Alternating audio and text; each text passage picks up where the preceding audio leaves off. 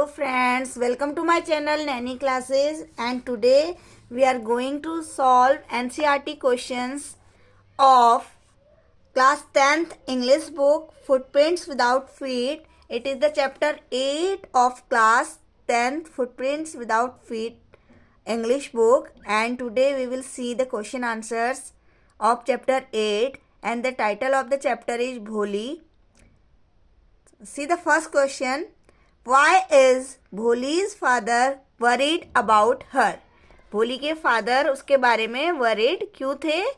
भोली was not like by other children. She fell off a cot as a child, due to which her brain was slightly damaged. भोली को जो दूसरे बच्चे हैं वो उसे लाइक नहीं करते थे. When she was 10 months old, जब वो एक चाइल्ड थी 10 months की, तो वो एक कॉट से, एक चारपाई से गिर गई थी, जिससे कि उसका जो ब्रेन है वो डैमेज हो गया था. She learn to speak very late, और उसने बोलना बहुत लेट स्टार्ट किया. एंड यूज टू स्टैमर, और वो बोलने में हकलाती थी. स्टैमर मीन्स हकलाना. Her face and her whole body were covered with the marks of smallpox. उसका जो फेस है और जो उसकी पूरी बॉडी है उसमें स्मॉल पॉक्स थे. जब वो छोटी थी तो उसे स्मॉल पॉक्स हो गए थे, जिसके कारण उसकी जो बॉडी है और जो फेस है वो पूरा अगली हो गया है, स्मॉल पॉक्स से भर चुका है. दस her father was worried about her marriage prospect. इसलिए जो उसके फादर हैं वो वरीड थे उसके मैरिज के लिए. Next question. For what unusual reason is भोली sent to school? भोली को स्कूल भेजने का क्या ऐसा रीज़न था, क्या ऐसा कारण था जो कि उसके जो पेरेंट्स हैं उन्होंने उसे स्कूल भेजा. So now see the answer. As Ramlal was a government official and the Tehsildar had asked Ramlal to send his daughters to the new school in his village, Bholi was sent to school just to satisfy the tehsildar. As Ramlal, जो कि भोली के father हैं, वो एक government officer थे. तो एक बार उनके गांव में तहसीलदार आए और उन्होंने रामलाल से भेजा कि वो अपनी डॉटर्स को जो गांव में नया स्कूल खुला है उसमें भेजें. तो भोली को स्कूल जस्ट उस तहसीलदार के कहने पे उसे स्कूल भेजा गया. As Ramlal's wife felt that sending girls to school affected their marriage prospect. जो रामलाल की वाइफ हैं उन्हें लगता है कि अगर डॉटर्स को स्कूल भेजते हैं तो जो उनकी मैरिज है उसमें प्रॉब्लम आती है. वो नहीं चाहती थी कि जो उसकी डॉटर्स हैं वो स्कूल जाएं. However, with regard to भोली, because of her pock-marked face and dull brain, तो उन्होंने भोली को स्कूल भेजना स्टार्ट कर दिया क्योंकि उसका जो फेस था उसमें पूरे स्मॉल पॉक्स थे और जो उसका ब्रेन था वो भी पूरी तरीके से डेवलप नहीं था. Chances of getting a suitable matrimonial alliances were next to impossible. तो उसके लिए एक उसकी शादी करना, मैरिज उसकी जो थी वो इम्पॉसिबल थी. So Bholi's parents decided to send her to school. इसलिए उसके जो पेरेंट्स हैं उन्होंने डिसाइड किया कि वो उसको स्कूल भेजेंगे.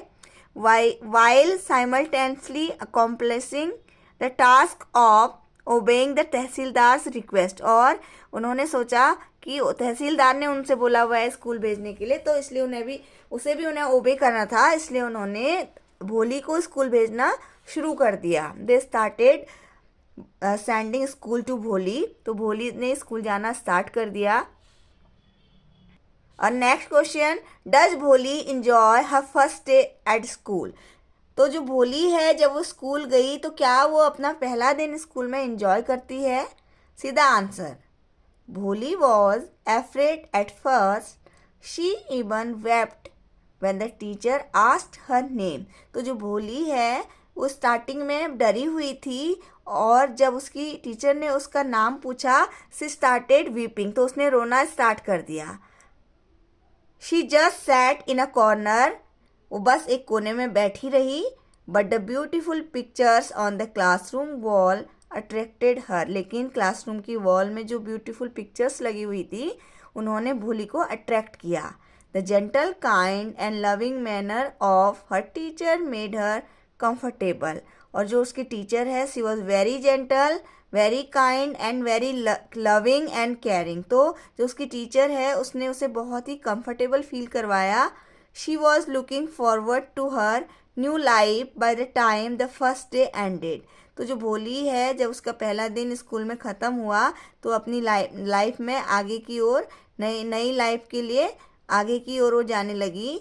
Thus, although initially she did not enjoy it, but by the time she went home, she had liked her new school. वैसे तो उसे वो स्कूल में उसने एंजॉय नहीं किया, लेकिन जब वो घर गई तो उस स्कूल को, अपने नए स्कूल को पसंद करने लगी। Does she find her teacher to be different from the people at home? क्या जो उसकी जो टीचर थी उसने उन लोगों से उसे अलग पाया जो कि उसके घर में लोग थे? Now see the answer. Bholi had been a neglected child at home. जो भोली है वो घर में एक नेग्लेक्टेड चाइल्ड है, क्योंकि कोई भी उसे उसकी ओर ध्यान नहीं देता। इवन उसके जो पेरेंट्स हैं वो भी उसकी ओर ध्यान नहीं देते। शी वॉज नेबर बाथ और नॉर हर क्लोथ वॉश्ड। उसे कभी भी नहलाया नहीं जाता है, ना ही उसको उसके कपड़े वॉश किए जाते हैं। जो उसके पेरेंट्स हैं वो भी उसे नेग्लेक्ट करते हैं। She was criticised and everyone made fun of her. तो सभी उसको क्रिटिसाइज करते हैं और उसका मजाक बनाते हैं। But she found her teacher to be entirely different from the people at her home. तो वो पाती है कि स्कूल में जो उसकी टीचर है वो पूरी तरीके से डिफरेंट है जो कि उसके घर में लोग हैं उन लोगों से। सी वॉज वेरी काइंड, वो काइंड है, लविंग है, केयरिंग है। तो जो उसके घर के लोग हैं, उसके ब्रदर एंड सिस्टर, उसके पेरेंट्स, बाकी लोगों से डिफरेंट है। Her teacher did not make fun of her ugliness और हर स्टैमरिंग। जो उसकी टीचर है वो उसकी अगलीनेस का और उसकी जो स्टैमरिंग है, हकलाने का, मजाक नहीं बनाती है। She encouraged her tenderly, her affection deeply touched Bholi's heart.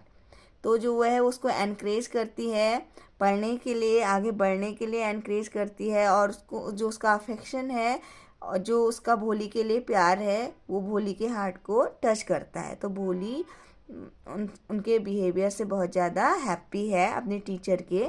Next, why do Bholi's parents accept Bishamber's marriage proposal?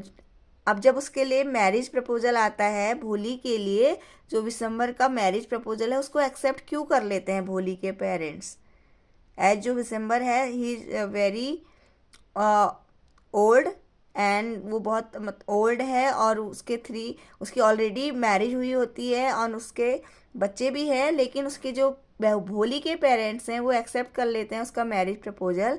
So why they accepted marriage proposal?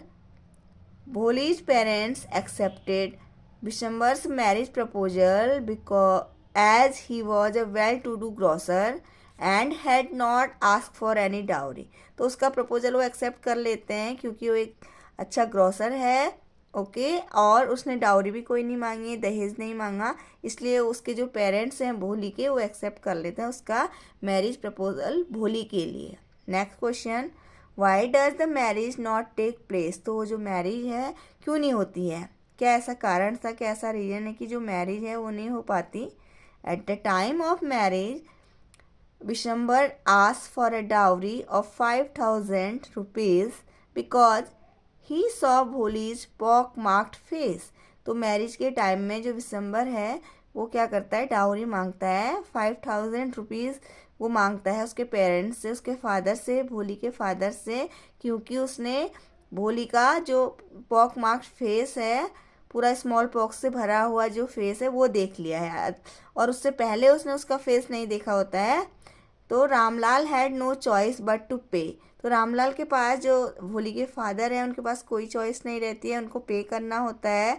But Bholi refuse to marry the greedy man. लेकिन जो भोली है वो उस ग्रीडी मैन से शादी करने के लिए मना कर देती है। She asserted her rights and dignity, thus the marriage was turn away. वो अपने राइट्स बताती है, अपनी डिग्निटी बताती है, तो उसकी जो मैरिज है वो नहीं होती है।